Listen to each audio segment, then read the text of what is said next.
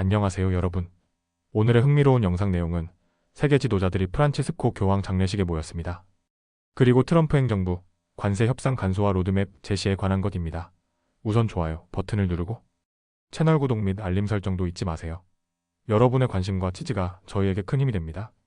첫 영상에서 전해드릴 소식은 미국 경제 전문지 월스트리트 저널의 보도를 바탕으로 프란치스코 교황의 장례식과 그를 기리는 세계 각국의 애도 분위기에 관한 이야기입니다. 바티칸 시국 성베드로 광장에서 열린 프란치스코 교황의 장례식. 오늘 세계 곳곳의 조문객들이 이 역사적인 순간을 함께하기 위해 모였습니다.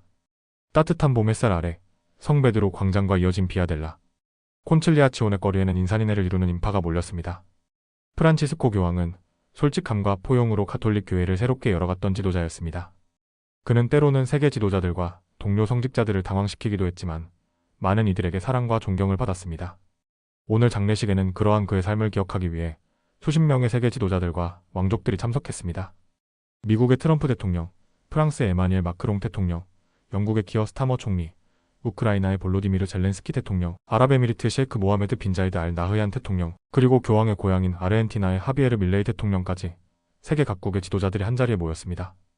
이탈리아의 조르지아 멜로니 총리와 세르지오 마타렐라 대통령 역시 재단 가까이에 자리했고, 스페인의 펠리페 6세 국왕과 영국의 왕세자 윌리엄도 참석해 교황에게 마지막 경의를 표했습니다. 각국 대표단은 프랑스어 알파벳 순으로 배치되었습니다. 수많은 조문객들은 철저한 보안 검색을 거쳐 광장에 입장했습니다. 바티칸과 이탈리아 정부는 경찰과 군대, 카라비니에리 헌병대, 비상구조대까지 수천 명의 인력을 동원해 만반의 준비를 갖췄습니다. 로마 상공은 비행금지 구역으로 지정되었고 감시 헬리콥터와 드론만이 허공을 지켰습니다. 옥상에는 저격수들이 배치되어 있었고 군인들은 허가받지 않은 드론을 격추할 준비까지 했습니다. 프란치스코 교황의 관은 장례식 전 사흘간 성베드로 대성당에 안치되어 있었습니다. 금요일 저녁까지 약 25만 명에 달하는 조문객들이 교황의 유해를 보기 위해 몇 시간씩 긴 줄을 섰습니다. 그리고 오늘 이른 아침 관은 성베드로 대성당 안에서 광장 앞으로 옮겨졌습니다. 장례식은 이탈리아 출신의 조반니 바티스타 레가 추기경이 집전했습니다. 프란치스코 교황은 생전에 화려한 의식을 원치 않았지만 오늘 장례식은 많은 인파와 고위 인사들의 참석으로 인해 그 어떤 행사보다도 엄숙하고 장엄하게 진행되었습니다. 장례식 전날 케빈 페럴 추기경이 먼저 추모 미사를 집전했고, 토요일 본 장례식에는 로마에 거주하는 한국 출신 사제인 베네데토 안신부도 참석했습니다. 그는 프란치스코 교황을 모든 이들을 차별 없이 포용한 분이라 평가하며 이 정신을 한국에 돌아가 널리 알리고 싶다고 말했습니다. 시칠리아 출신 교사 프란체스카 세미네리오 역시 광장에서 안녕히 가세요. 프란치스코 교황님이라고 마지막 인사를 전하고 싶었다고 이야기했습니다. 많은 이들의 마음속에 프란치스코 교황은 단순한 종교 지도자를 넘어 이 시대가 필요로 했던 도덕적 나침반이었습니다. 프란치스코 교황은 자신의 삶과 재위기간을 담은 라틴어 기록과 교황, 재임 중 발행된 동전들이 담긴 주머니를 관에 함께 담아 안치했습니다. 이는 교황의 겸손한 리더십과 사회적 약자에 대한 헌신을 기념하는 상징이었습니다. 프란치스코 교황은 평소 아꼈던 성모 마리아 대성당에 묻히게 됩니다. 이 성당은 로마 중심부에 위치해 있으며 교황은 재위기간 동안 126회나 이곳을 찾아 기도했습니다. 특히 무릎에 아기 예수를 안고 있는 6세기 비잔틴 양식의 성모 마리아 성화 앞에서 교황은 자주 시간을 보냈습니다. 교황의 무덤에는 프란치스코라는 단 하나의 단어만 새겨질 예정입니다. 이는 그의 소박하고 겸허한 신념을 상징합니다. 또한 바티칸은 특별히 가난하고 도움이 필요한 사람들이 교황의 관과 마지막 작별 인사를 할 수 있도록 조치를 마련했습니다.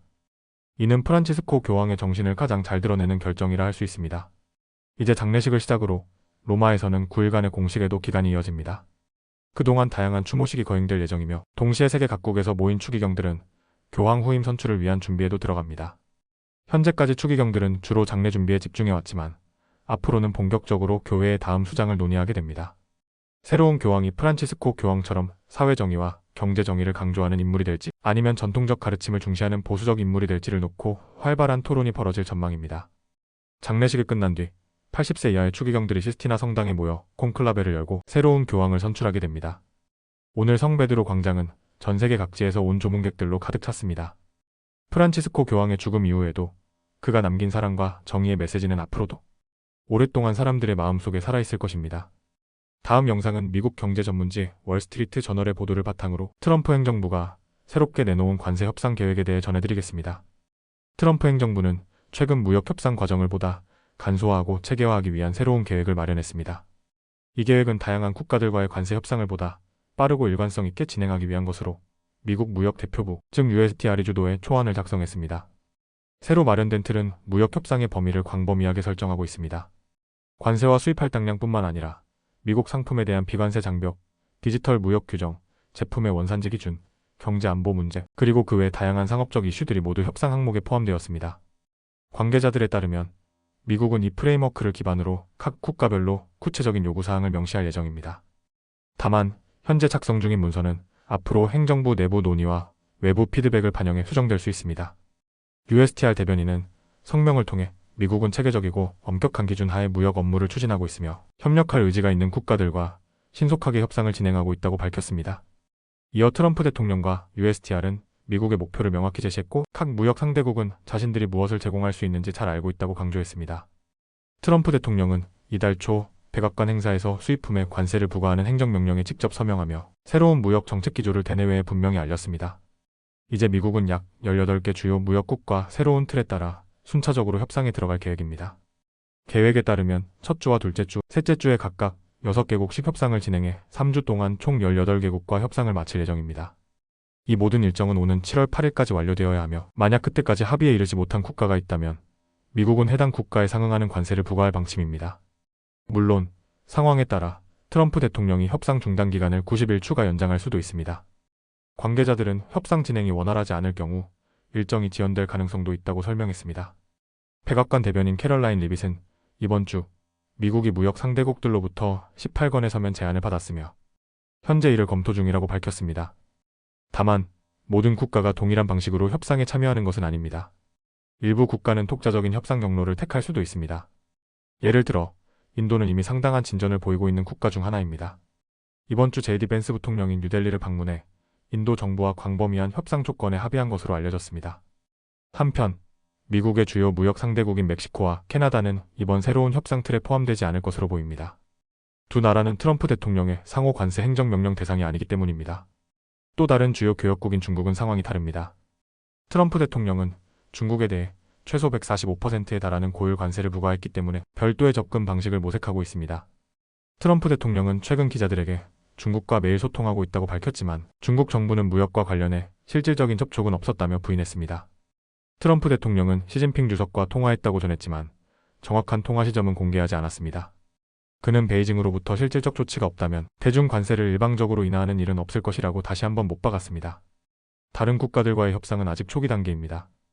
일부 국가들은 아직 미국 측으로부터 구체적인 협상 요구를 받지 못했다고 전했습니다. 유럽연합의 경우도 마찬가지입니다. 유럽연합 경제 담당 집행위원은 이번 주 월스트리트 저널과의 인터뷰에서 유럽 27개국이 여전히 미국의 구체적 요구사항을 기다리고 있다고 밝혔습니다. 이에 대해 USTR 대변인은 반박했습니다. 미국 측은 이미 유럽 국가들에게 차체적인 협상 틀을 여러 차례 설명했다며 미국은 분명히 입장을 전달했다는 입장을 밝혔습니다. 한편 유럽 각국은 독자적으로 협상 기준을 정하고 있습니다. 유럽연합의 발디스 돈브로브스키스 집행위원은 부가가치세와 농업, 보조금 문제는 협상 대상이 될 수 없다고 못 박았습니다. 영국 역시 식품과 자동차 안전 기준은 국내 정책 문제라며 협상에서 제외하겠다는 입장을 밝혔습니다. 이처럼 트럼프 행정부의 무역 전략은 보다 신속하고 강경한 협상을 지향하고 있지만 실제 협상 과정은 국가별 이해관계가 복잡하게 얽혀 있어 예상보다 쉽지 않을 것으로 전망됩니다. 오늘은 여기까지입니다. 다음 영상에서 더 유익하고 흥미로운 내용으로 찾아뵙겠습니다. 이 영상은 투자 의견이 아닙니다. 매우 감사합니다.